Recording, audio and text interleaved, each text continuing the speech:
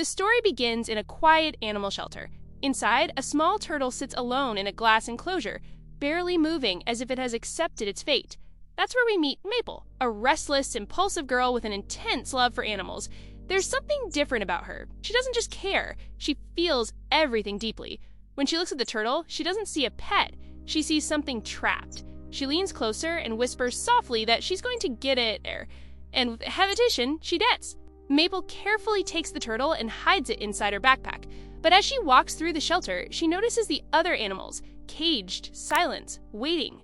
Something inside her snaps. One by one, she starts freeing them too, unable to ignore what she believes is wrong. For her, it's not mischief, it's justice. But things quickly spiral out of control. Staff members rush in, alarms go off, chaos erupts. Maple panics but refuses to give up. She fights back, even biting someone who tries to take her back. In the struggle, objects break, and the situation turns dangerous. Eventually, she's restrained, and her mother is called. Her mother arrives, clearly exhausted and frustrated. This isn't the first time Maple has caused trouble. With no patience lab, she makes a decision. Maple will stay with her grandmother. Unlike everyone else, her grandmother doesn't react with anger. She's calm, composed, and carries a quiet strength. She tells Maple that she's been punished again, but instead of scolding her further, she asks her to come along. At first, Maple resists, but something about her grandmother's presence makes her follow. They arrived at a peaceful, natural area. Her grandmother asked her to sit, stay still, and observe. No talking, no reacting, just watch. Reluctantly, Maple obeys. Slowly, the world around her begins to open up. Ducks glide across the water with their ducklings. Deer move carefully through the trees. Butte called the sawing purposeful motion. Deers work tirelessly, booing, shaying or var. The first time, Maple ain't trying to interfere. He's just prudent. A grandma Jethy explains that this place is special. Pays balance wherever in has a role. She called a clue. If you fall mutal that no matter what happens in life, this place will all of yours. A refuge Shaku Tuntu. And that moment, a clear hands everything to Maple. Over the years, she spends countless hours there with her grandmother. They help injured animals, plant new life, read about nature, and simply exist in harmony with the world around them. It becomes a place of peace, growth, and love. But time never stops. Years pass, and eventually, Maple stands alone in her grandma's portrait. She's gone. The loss is heavy, but the cause next is even worse. When Maple attempts a clearing, she finds Bisa surrounded by structure ground. A flurry of hearing it straight to build a highway. Her safe place is about to disappear. Determined to stop it, Maple confronts Mayor Jerry. The two clash immediately. This isn't their first conflict. Maple has always stood against him. Trying to get rid of her, Jerry makes a deal. If she can gather enough signatures in 48 hours, he'll reconsider the project. It's a nearly impossible challenge.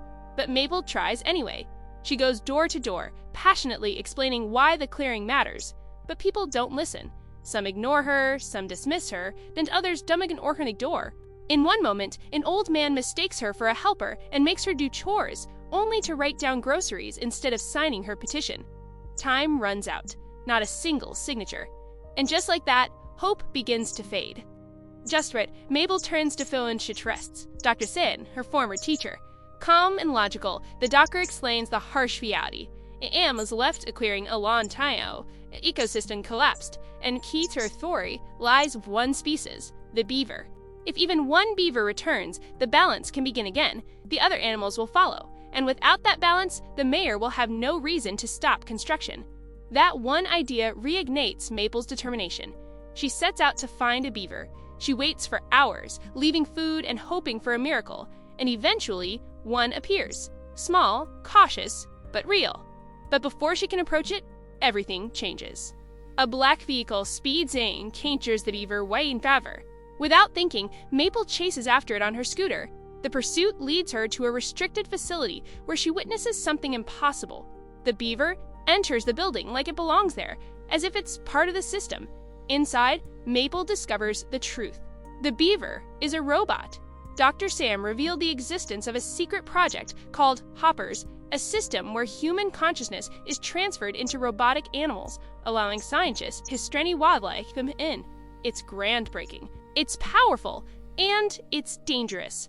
When Maple asks for help to save the clearing, the doctor refuses. The project isn't meant for interference, it's meant for observation. But Maple doesn't accept that.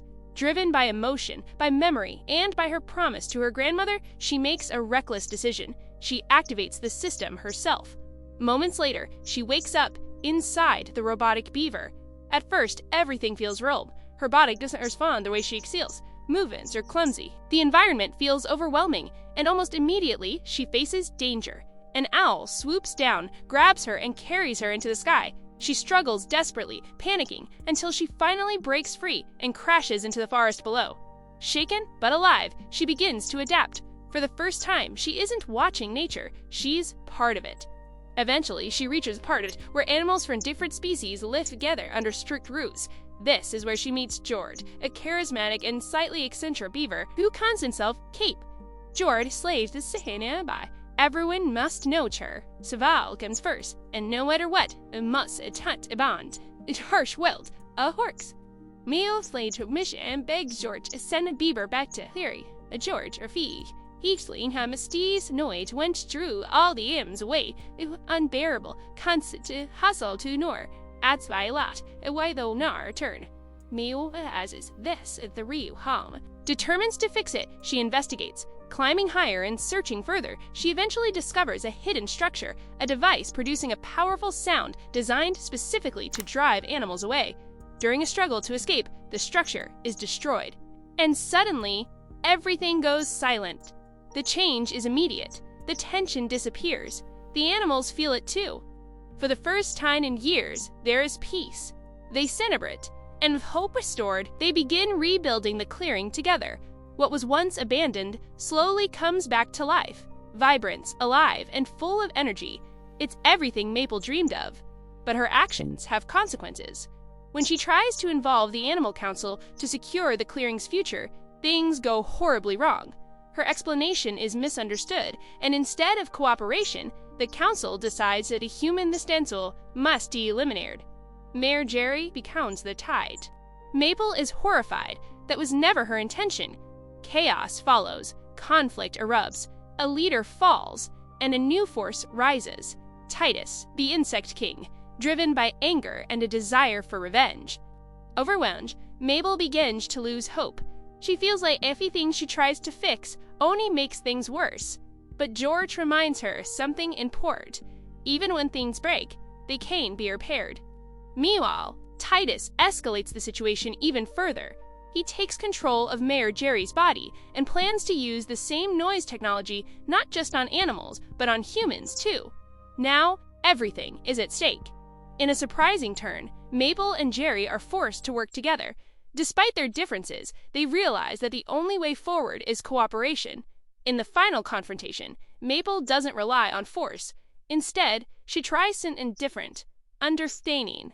She speaks to Titus, trying to reach the part of him that still feels something. It's not easy, but it creates a moment. And in that moment, they act. Together, they manage to stop him and reverse the damage. But the aftermath brings a new threat. A massive fire breaks out, spreading rapidly through the forest and toward the city. This time, survival depends on unity. Animals of every species come together. Under George's leadership, they coordinate, bringing water, working as one. Even natural enemies put aside their differences. Slowly, the flames are contained. The forest is saved. The city is saved. And balance is restored. In the end, Mayor Jerry changes. He finally understands the consequences of his actions and decides to stop the highway project. Instead, the clearing is preserved as a protected natural reserve. Maple, having grown through everything she experienced, chooses a new path. She joins Dr. Sam to work on more responsible and ethical projects. And although she can no longer truly speak with George, their connection remains. In the final moments, Maple returns to the clearing. She sits in the same place where she once sat with her grandmother. The air is calm, the world is alive, and for the first time in a long time, she feels at peace.